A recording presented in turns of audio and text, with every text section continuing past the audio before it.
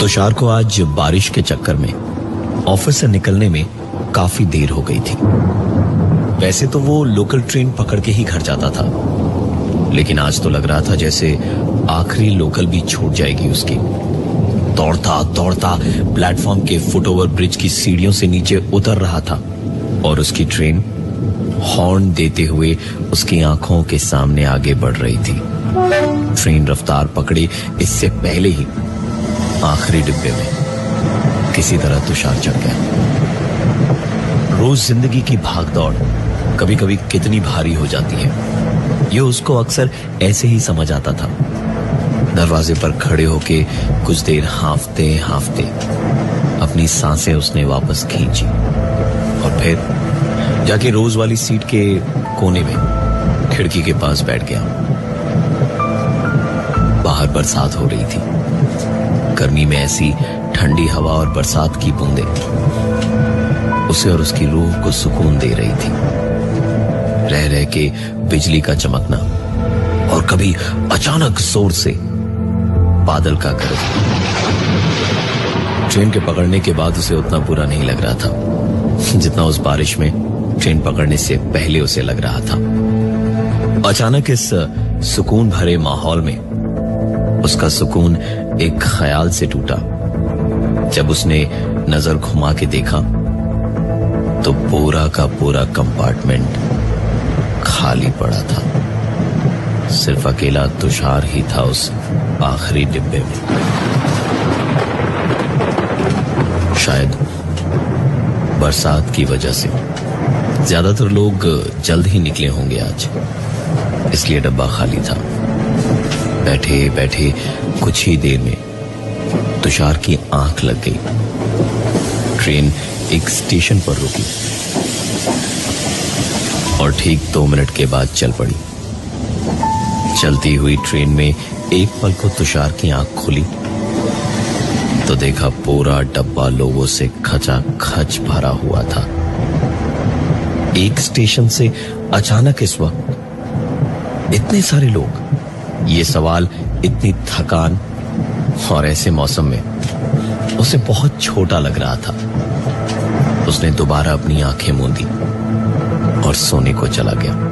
Train में ही सफर करते करते जब दोबारा आंख खुली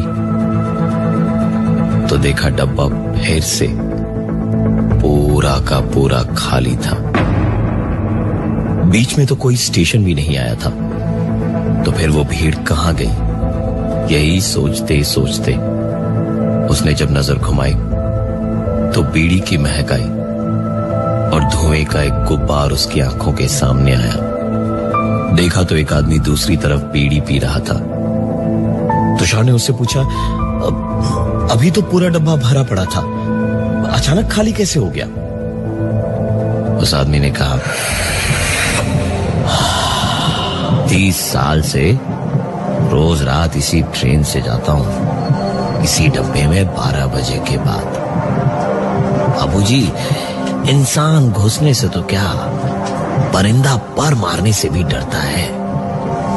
कहते हैं भूतिया डब्बा है ये। तुषार को यह बात बहुत ही बेतुकी लगी। उसने कहा कि भाई साहब, आप इतने यकीन से कैसे कह सकते कि यह डब्बा भूतिया है? उस आदमी ने बीड़ी का एक लंबा सा कश खींचा और धुएं को छोड़ते हुए कहना शुरू किया,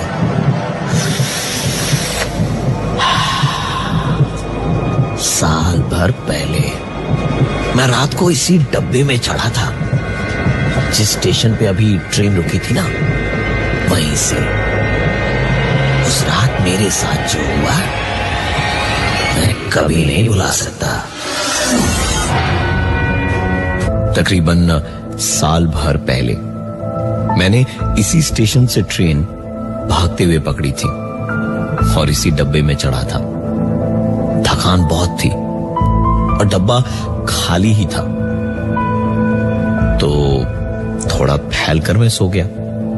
कुछ देर के बाद में जब आंख खोली तो देखा एक आदमी मेरे सामने बैठा अखबार पढ़ रहा था। रात के तकरीबन 1 बजे कोई अखबार पढ़ता हुआ जाता तो नहीं था, लेकिन वो बड़ा लीन होकर के अखबार पढ़े जा रहा था। उसका चेहरा पन्नों के पीछे छिपा हुआ था और मैं भी खिड़की के बाहर ही देख रहा था। तभी मैं मुड़ा और उसने भी पन्ना पलटने के लिए अखबार मोड़ा, और जैसे ही उसने अखबार मोड़ा मैंने उसका वो भयानक चेहरा देखा। फूटा हुआ, अधकुचला और उसके सर से बहता हुआ खून ऐसा लग रहा था जैसे सर मार मार के एक तरफ से कुचलने की कोशिश की गई। आखिरकार इंसान ही हूं मैं।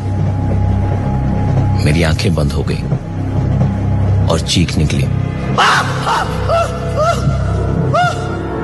मैं चीखता जा रहा था और अचानक उसी आदमी ने पकड़ के मुझसे कहा, अरे क्या हुआ भाई साहब, आप ठीक तो हैं? कुछ मदद चाहिए आपको? मैंने आंख उठा के देखा तो वो बिल्कुल ठीक था। एक खरोच भी नहीं थी उसके चेहरे पर। उसने फिर से मेरा हाल देखकर, मेरी घबराई हुई सूरत देखकर कहा, ये लीजिए, पानी पी लीजिए, थोड़ी राहत मिलेगी। आप घबराए हुए लग रहे हैं बहुत। इतना सब कुछ देखने के बाद मैंने सोचा कि शायद ये मेरा वहम ही होगा। मैंने शुक्रिया बोल के उनसे पानी की बोतल ली और दरवाजे के पास आकर मुंह पे पानी के छींटे मारने लगा।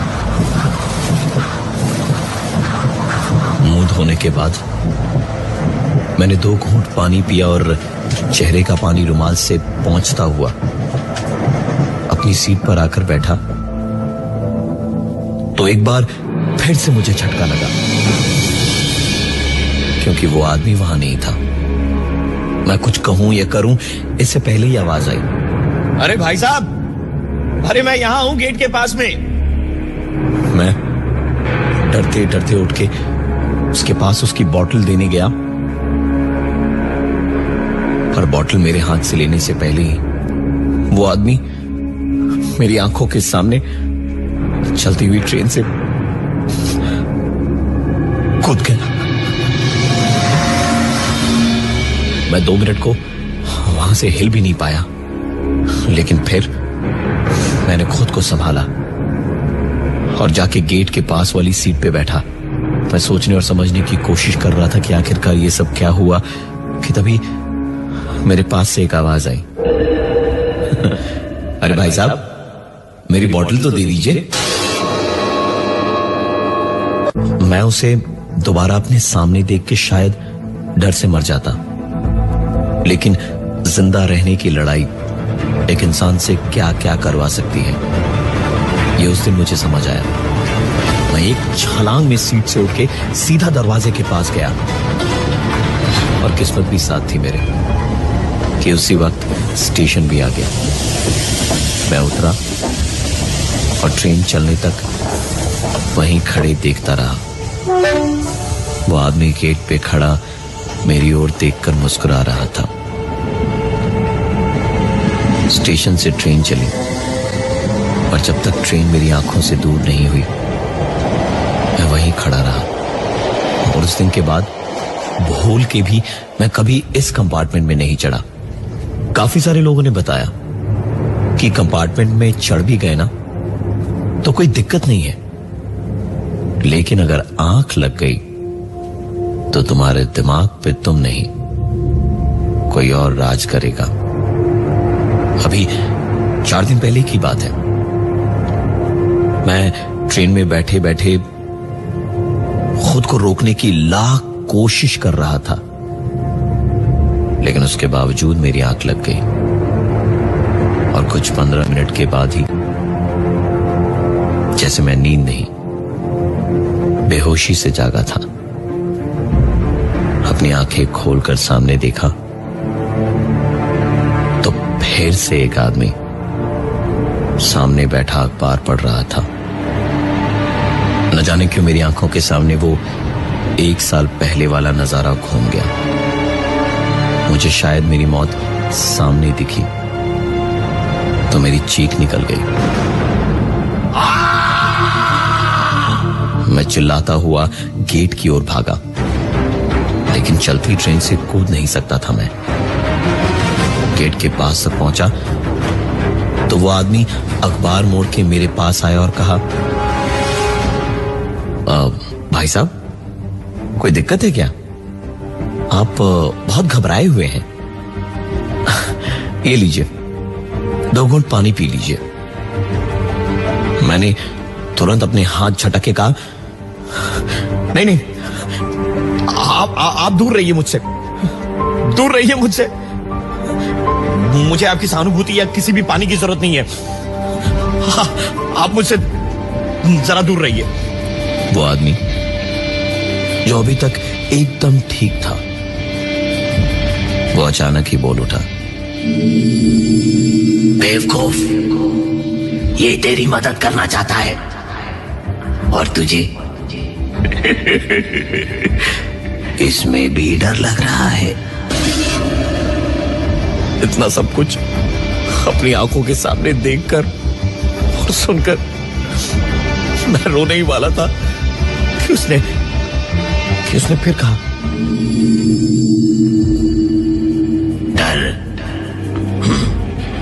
डर तो तुझे अब दिखाता हूं मैं।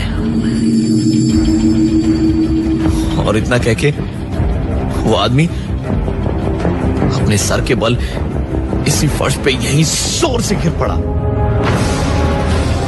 खून की तेज धार उसके सर से फूट के निकली। निशान अभी भी इसी ट्रेन में है उस तरफ। और उसके बाद 2-3 बार जोर जोर से अपना सर उसने फर्श पे पटक पटक के मारा और उसके बाद सर उठा के मेरी तरफ देख के हंसते हुए उसने कहा,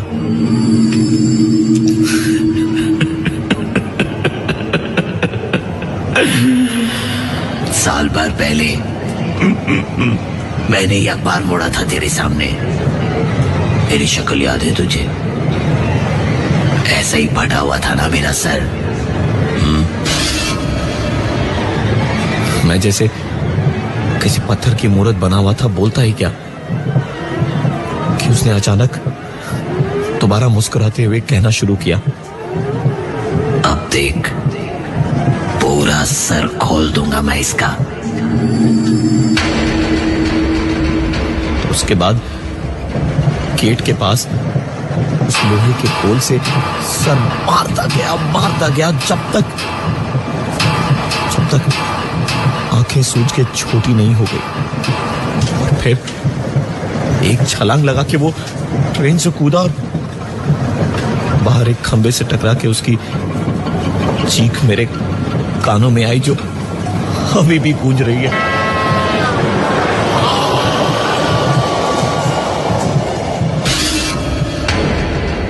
उस आदमी ने अपनी कहानी, अपनी आप बीती बतानी खत्म ही की थी कि तुषार के चेहरे पर एक अजीब सी मुस्कुराहट आई और उसने कहा, कहानियां बहुत अच्छे से सुनाते हैं आप। वैसे ये तो 4 दिन पहले की बात है जो आपके साथ हुई। कल तो आप इस ट्रेन में सफर नहीं कर रहे थे ना? कल मैं था इस ट्रेन में और कल मैं मरा था इसी डब्बे में।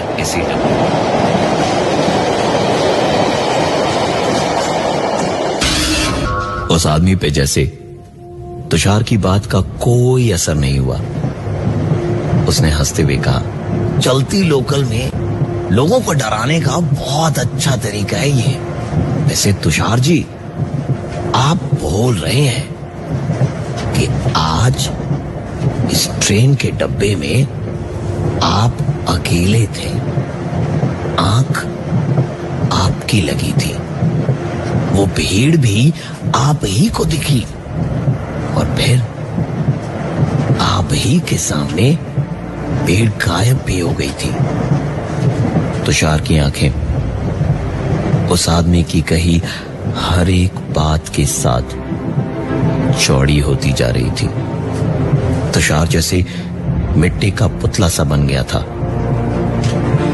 और बीड़ी पीते हुए मुस्कुराते हुए उस आदमी को देखे जा रहा था। उसकी ये जागती हुई बेहोशी टूटी जब एक दूसरी ट्रेन अपना हॉर्न बजाती हुई जोर से बगल वाली पटरी से गुजरी।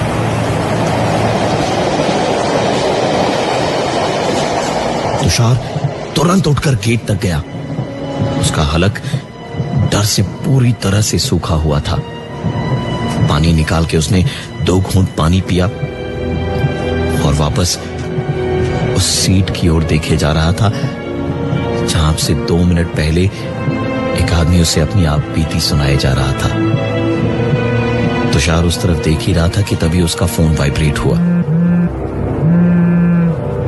फोन किसी अननोन नंबर से था।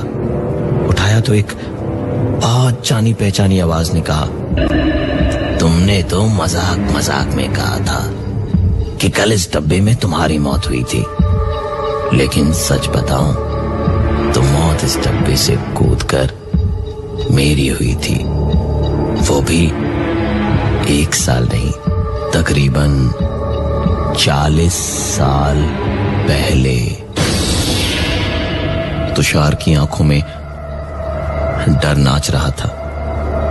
उसने आंख उठा के वापस उसी सीट की ओर देखा जहां वो लोग बैठे बातें कर रहे थे, तो वहां दिखाई तो कोई नहीं दिया, लेकिन एक शोर की आवाज हुई जिसने तुषार के दिल की धड़कन को लगभग रोक ही दिया था।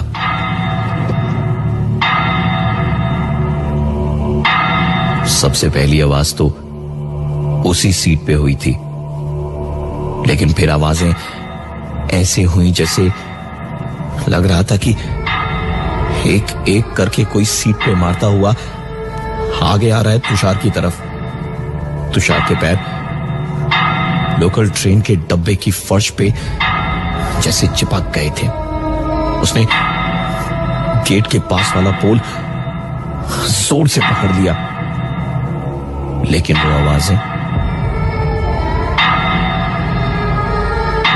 जो भी कर रहा था वो तुषार के बेहद नजदीक आ चुका था। तुषार को एक ही सेकंड में किसी ने जैसे उठा के पटक दिया था।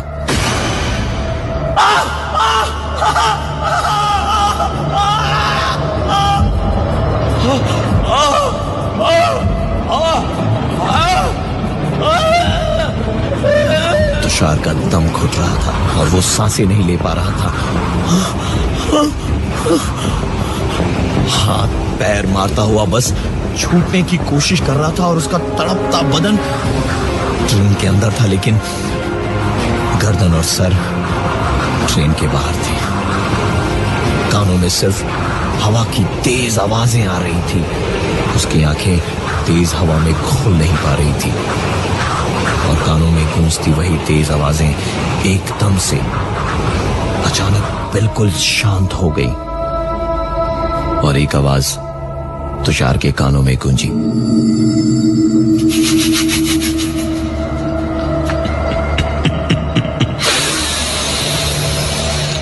आज क्या हालत हो गई है ना तेरी। कितना शौक था तुझे बिजनेसमैन कहलाने का, बड़ी बड़ी गाड़ी ऑफिस सब लुट गया ना तेरा। सड़क पे आ गया ना तू भी। कैसे कीड़ों की तरह हालत हो गई है तेरी। मेरा पूरा बिजनेस तुम चोरों ने हड़प के मुझे सड़क पे ला दिया था ना। इसी ट्रेन से कूद के जान देने से पहले मैंने 40 साल पहले कसम खाई थी कि तुम सबको भी यहीं इसी लोकल ट्रेन में लाकर मारूंगा।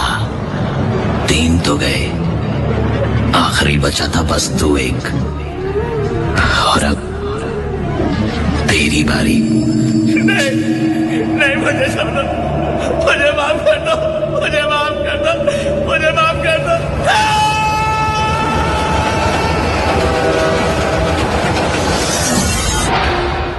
इंसान को अपने कर्मों की सजा इसी जिंदगी में मिलती है।